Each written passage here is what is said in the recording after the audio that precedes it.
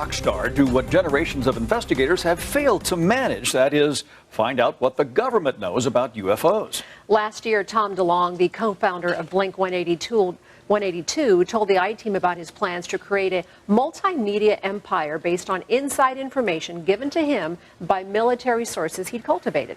Well, since then, DeLonge has taken some criticism, and his grand plan was nearly crushed by the Wikileaks disclosures. DeLonge isn't saying much lately, but tonight, George Knapp reports plans for a big announcement are still on track. The rock star life was good for Tom DeLonge. He had millions of fans, sold millions of records, and would occasionally mention his obsession in song lyrics. But since becoming more serious about UFOs, he's managed to tick off just about everyone, especially the UFO faithful, who've accused him of being a dupe, a fraud, a tool of the deep state, or delusional. DeLonge has persevered. Like, this is the greatest story never told, period. You don't even need to sensationalize anything. This is science fiction in all of its glory, but it's more like science nonfiction. Last year, when DeLonge showed us the headquarters for his new company, To the Stars, he revealed that he had talked his way into a seat at the UFO table by somehow cultivating a group of high-ranking sources or advisors within the defense establishment, the keepers of the UFO secrets. He says he did it by making this pitch. They have been backed into a corner, and they need a way for this to get out. And I went in there saying, there will never be congressional hearings on this. I understand that, and I accept this.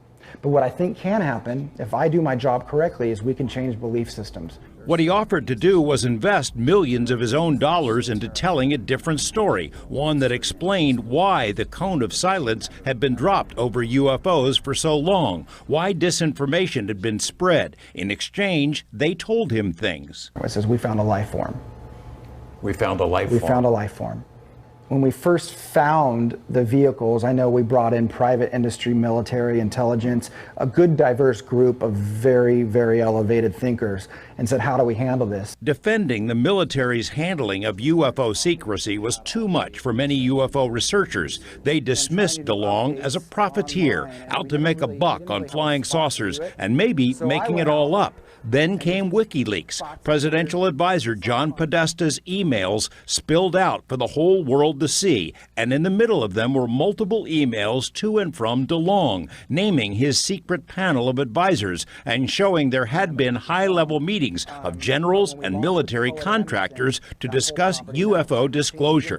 DeLonge had been telling the truth. It's been a crazy whirlwind of a year. In February of this year, DeLonge accepted an award from the UFO Congress in Arizona. He has since acknowledged that his panel of advisors had been shell-shocked by the leaks and that his plans had been delayed but not derailed. Things are still a go. And when you say fallout, I was really fearful that I was going to have quite a lot of that, and I didn't. It's just picture yourself kind of driving 100 miles an hour down a freeway, and the freeway splits off into a new direction. For the last few months, DeLonge has been almost silent about his plans. On his Twitter feed, he acknowledged delays in making his big announcement, but says it's still coming. There are other hints about who might be helping him. A former high-ranking CIA operative, Jim Semivan, wrote the foreword to one of DeLonge's books. Astrophysicist and author Dr. Jacques Vallée did likewise. And a former Defense Department official named Chris Mellon has made public statements about UFO secrecy.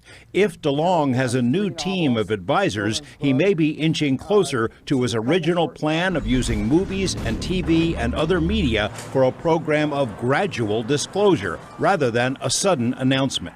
I think they really want us to know. I really do think they do.